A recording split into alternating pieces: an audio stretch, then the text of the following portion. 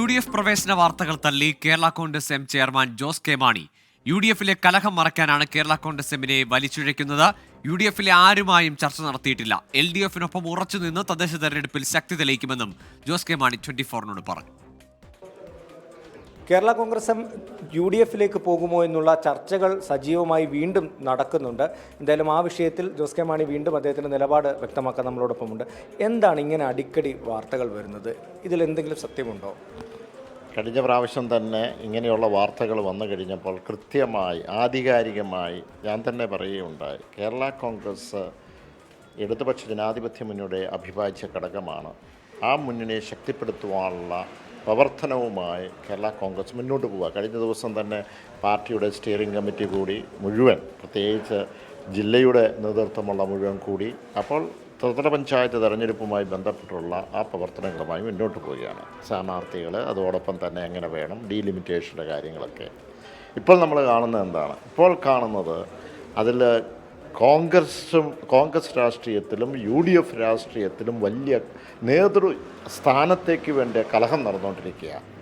അപ്പോൾ അവിടെ ഈ UDFിൻ്റെ രാഷ്ട്രീയം കലങ്ങി മറിയുമ്പോൾ അതിൻ്റെ ശ്രദ്ധ തിരിക്കുവാൻ വേണ്ടി ആ കേരള കോൺഗ്രസിനെ ചൊല്ലി സൃഷ്ടിക്കുന്ന ഒരു അവസാനത്തെ ഒരു വാർത്തയാണത്. അപ്പോൾ ഒരു കാര്യം വളരെ വ്യക്തമാണ്, അവിടെ ഈ പറഞ്ഞ കേരള കോൺഗ്രസിൻ്റെ അജണ്ട വേറെ ആരും തീരുമാനിക്കേണ്ട കാര്യമില്ല. എന്തിനാ കേരള കോൺഗ്രസ് പാർട്ടിയെ പറ്റിയുള്ള അജണ്ട ആലോചിച്ചു എന്ന് പോലും ചർച്ച ചെയ്തു എന്നൊന്നും പറയുന്നില്ല. മറുവശത്ത് ആലോചന നടക്കുന്നെന്നുള്ളതാണ്. കേരള കോൺഗ്രസ് പാർട്ടിയുടെ അജണ്ട തീരുമാനിക്കുന്നത് കേരള കോൺഗ്രസ് പാർട്ടി തന്നെയാണ്. അത് കേരള കോൺഗ്രസ് ഒറ്റക്കെട്ടായിട്ടാണ് മുന്നോട്ട് പോകുന്നതും. അത് വേറെ ആരും അതിൻ്റെ അജണ്ട തീരുമാനിക്കേണ്ട, അത് ഞങ്ങൾ തീരുമാനിച്ചോളാം. താങ്കൾക്ക് തിരുവമ്പാടി സീറ്റ് നൽകാമെന്ന് തീരുമാനമാകുന്നു. കുഞ്ഞാലിക്കുട്ടി സംസാരിച്ചു എന്ന് പറയുന്നു. അതൊക്കെ അങ്ങനെയൊക്കെ അല്ല, ഇതിനകത്ത് ചർച്ച നടത്തുമെന്നും പറഞ്ഞാണ് ഇപ്പോൾ എഴുതിയിരിക്കുന്നത്. ഞാൻ പറഞ്ഞത് ജനിക്കാത്ത കുഞ്ഞിൻ്റെ ജാതകം എഴുതേണ്ട കാര്യമില്ല, ഒരിക്കലും എഴുതാറുമില്ല.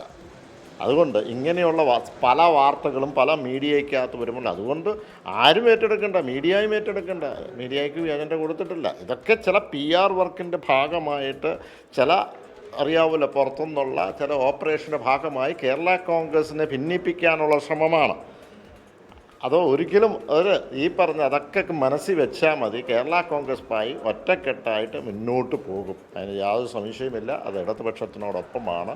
അത് അടുത്ത ത്രിതല പഞ്ചായത്ത് തെരഞ്ഞെടുപ്പുമായി ബന്ധപ്പെട്ട് തന്നെയാണ് മുന്നോട്ട് പോകുന്നത്. UDFുമായി ഒരു ചർച്ചയിൽ LDFിൽ തന്നെ ഉറച്ചു നിൽക്കുമെന്ന് പറയുകയാണ് Jose K Mani, Kerala Congress M chairman.